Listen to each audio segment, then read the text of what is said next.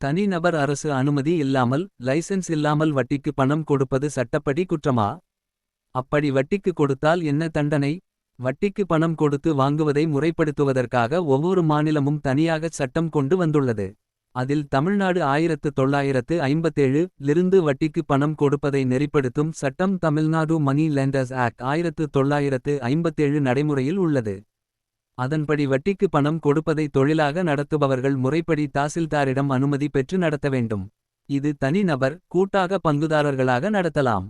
ஆனால் இந்த சட்டம் வங்கிகளுக்கோ வட்டிக்கு பணம் கொடுக்கும் கூட்டுறவு சங்கங்கள் நிதி நிறுவனங்களுக்கு பொருந்தாது. ஏனென்றால் டெபாசிட் வாங்குவது வட்டிக்கு பணம் கொடுப்பது என்றால் வங்கி நடைமுறைக்கு கீழ் வருவதால் அதற்கு ரிசர்வ் வங்கியில் அனுமதி பெற வேண்டும். நான் டெபாசிட் எதுவும் வாங்கவில்லை, வெறுமனே பணம் மட்டுமே வட்டிக்கு கொடுத்து வாங்குகிறேன் என்றால் அதற்கு தாசில்தாரிடம் லைசென்ஸ் வாங்க வேண்டும். அடகு கடை வைத்திருப்பவர்கள் லைசென்ஸ் வாங்குவது போல் இதற்கும் மணி லெண்டர்ஸ் ஆக்ட் 1957 அன் கீழ் உள்ள சட்டத்தின் கீழ் லைசென்ஸ் வாங்க வேண்டும். அப்படி இல்லாமல் வட்டிக்கு பணம் கொடுத்து வாங்குவதை முழுநேரத் தொழிலாக செய்வது சட்டப்படி குற்றம். ஒரு வித்தியாசம் என்னவென்றால் அதை முழு நேர தொழிலாக ஒரு இடத்தில் நிறுவனம் தொடங்கி முழு நேரத் தொழிலாகச் செய்தால் லைசென்ஸ் எடுக்க வேண்டும். ஆனால் ஒரு தனிநபர் யாருமே தனது வாழ்க்கையில் மற்றவர்களிடம் பணம் கொடுத்து வட்டி வாங்குவது நடக்கும்.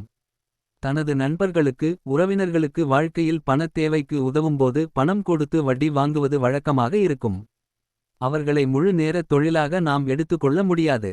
அதில் லைசென்ஸ் எடுக்க வேண்டும் என்கிற அவசியமில்லை. ஒருவருக்கோ சிலருக்கோ உதவி செய்வதை லைசென்ஸ் வாங்கி செய்ய வேண்டும் என்று அவசியமில்லை. ஒருவேளை ஒருவர் லைசென்ஸ் எடுக்காமல் தொழிலாகச் செய்தார் என்று புகார் வந்தால் அதற்கு தண்டனை 1000 ரூபாய் நீதிமன்றத்தால் விதிக்கப்படும். சிறை தண்டனை எதுவும் இல்லை. இதில் கோடிக்கணக்கில் பணம் வட்டிக்கு கொடுத்திருந்து உரிமம் வாங்கவில்லை என்று குற்றச்சாட்டு வந்தாலும் சட்டம் தொகையை பற்றி சொல்லவில்லை. உரிமம் வாங்காமல் வட்டிக்கு பணம் கொடுத்து தொழில் செய்வதுதான் குற்றம் என்கிறது. ஒருவேளை நடவடிக்கை வந்தால் அதற்கு 1000 பைசா அபராதம் என்பதுதான் சட்டம்.